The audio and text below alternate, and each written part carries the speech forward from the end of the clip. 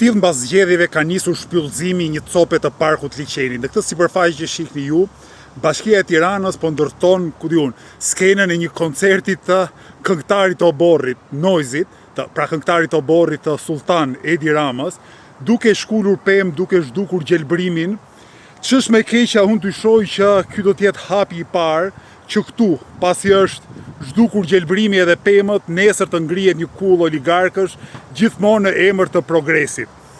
Erion Velia është vërtet në burg, mirë po logjika kriminale, korruptive në Bashkinë e Tiranës, shërptoria ndaj oligarkisë dhe ndaj interesave më të ulta vazhdon sot e gjithë ditën. Tirana, duhet ju kujtoj, është një nga qytetet më të ndotura të Evropës, sipas studimeve të pavarura, mbi 3.000 qytetarë të Tiranës humbin jetën çdo vit nga sëmundje që lidhen me ajrin që na rëndon mushkrit, na helmon trupin ton.